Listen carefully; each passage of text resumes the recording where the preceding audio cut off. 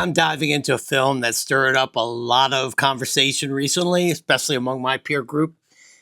Ryan Coogler's original production of Sinners. First, I want to start with a statement of admiration. I think Sinners is a bold achievement. It's something that we don't see in this scale in black genre filmmaking usually. If I can't think of, and I'm not a film historian, I'm just a movie, lover, and I go to see a lot of movies.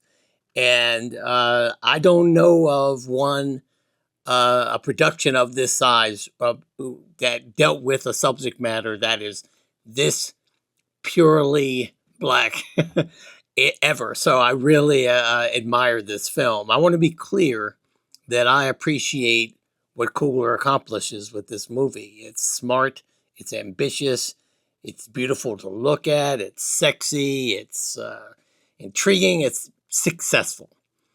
Unfortunately, I hesitate to give it that elusive 5-star all-timer status, and it bothers me. I wonder why. I mean, I really, really liked this movie. I don't seem to like it as much as some of my peers. So I'm making this little video to kind of explore that out loud and then maybe hear what you guys have to say in the comments. First, again, I'm going to give this film all the praise it deserves. It's a triumph of original storytelling. It's not adapted. It's not rebooted. It's not something that is just IP. It's none of that. It is an original story from the mind of an artist who obviously loves film and obviously has an eclectic sensibility. There are a lot of layers to this movie. Sinners is a big budget film that takes risks, with every aspect of production. And let me tell you, those risks pay off both artistically and commercially they've paid off. The direction is confident. It's skillfully put together. It's visually stunning.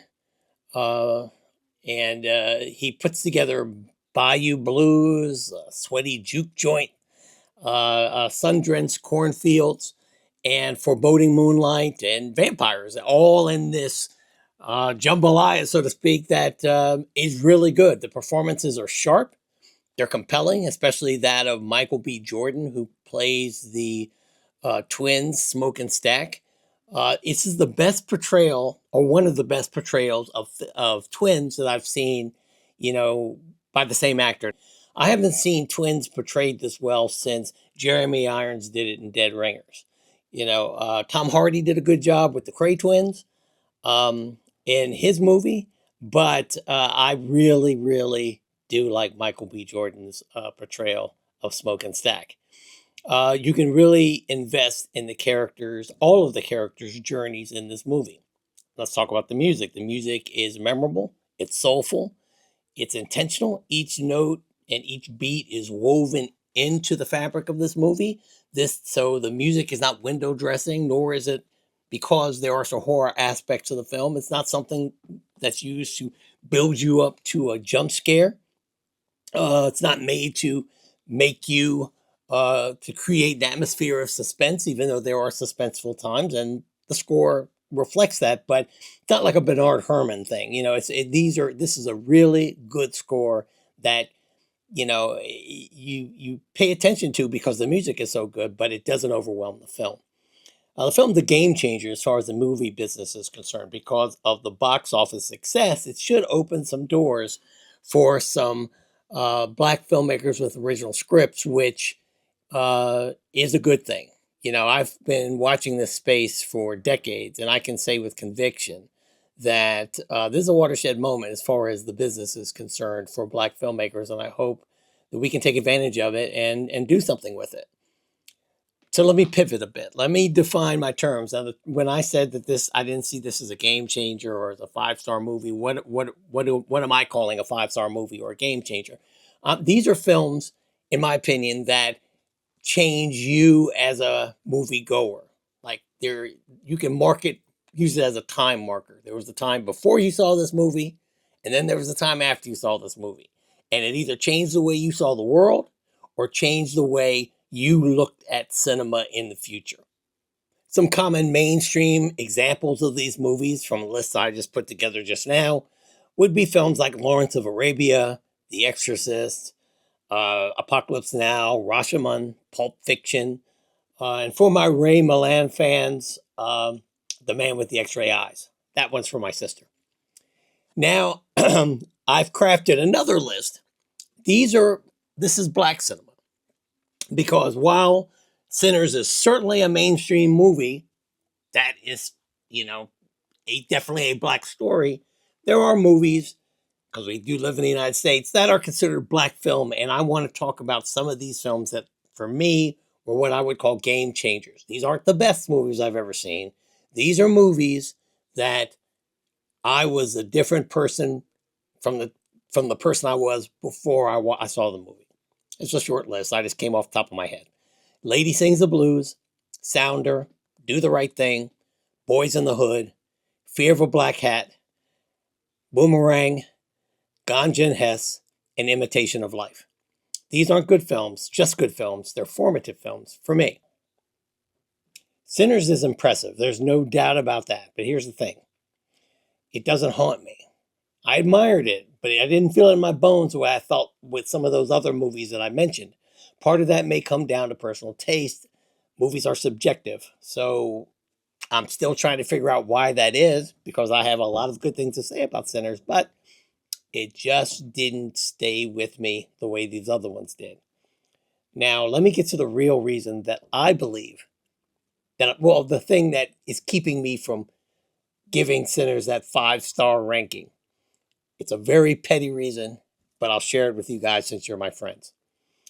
And it has to do with that great scene about in the middle of the movie that everyone's talking about. It's a hallucinatory dance sequence in the juke joint. Now, there's a mini spoiler for the movie if you haven't seen Sinners yet, so please go see it before you listen anymore.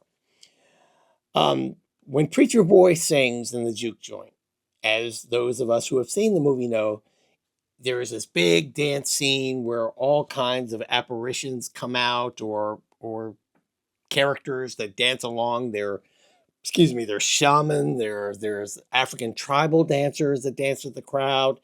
The roof literally in this hallucination catches on fire.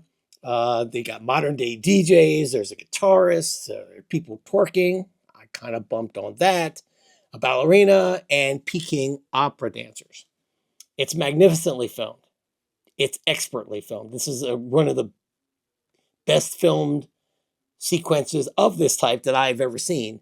And it's the most talked about scene in the movie, but nevertheless, this scene, I had a problem with this scene because, as I mentioned, there was a guitarist. And that guitarist was dressed to, in my assessment, look like maybe a member of Parliament or Funkadelic, which are my favorite bands in the world. So when I saw this guitarist, I sat up in my seat because I was like, oh, wow, let's see what he's going to put in here, because we did hear a little bit of the DJ and some of the other music that was mixed in with the blues, and there was nothing.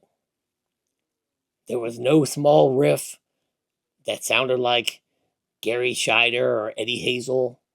There's nothing to tickle my eardrums. So I was very disappointed. So maybe I overreacted. Something about that scene was a little bit too literal for me as well. It kind of like took the whole metaphor or the whole thing about opening up a gateway to the other side a little bit too literally. I understand that it was a hallucinatory, symbolic scene. I get that. Please don't explain that to me. But to me, it was just a little bit too over the head, too much. And so it took me out of the movie. Now, I'm not, again, one of the best scenes I've seen filmed like that. So I'm not critiquing the scene. I'm saying my experience in the seat was that scene, because of the way it was filmed and some of the things that were missing from it, in my opinion, it kicked me out of the movie instead of sucking me into the movie, which I think was the purpose of that scene, and I think was the experience of the majority of the people who have seen this movie. So I kind of bumped against that. So the music, while well composed, and obviously reflected Coogler's vision, never quite hit me in the spine the way, say, the blues music of Angel Heart did. If you haven't seen Angel Heart, you should go see it. Not as good a movie as Sinners, but I think the soundtrack works better for creating a feeling than in Sinners. That music in Angel Heart made it feel like the devil was putting a razor blade down your back. So I thought it was very good. So in closing, I'm just going to say Sinners deserves a place in the conversation in modern Black filmmaking. It's probably the best. First thing, it's probably the first best Black production in this millennium, and it's probably one of the best movies overall in this millennium. So when you're talking about top movies in the the 21st century, as of now, we're a quarter way through. I would put it right there. I'd put it right there. So until that guitarist plays a riff and I can hear a little Maggot Brain or some Cosmic Slop, I'm gonna have to hold Sinners back from being canonized as an all-timer. But what do you think? I want to know, do you think Sinners is an all-timer? Why?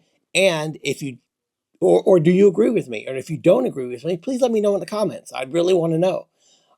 So that's it for today. I'm gonna do this a little bit more often. Thank you for watching all the way to the end. Hope I didn't bore you. And I'll see you next time. Keep watching these when you see them come up. I hope you do. I'm Howard, the number 1 2, and I'll talk to you soon. Take care. Bye-bye.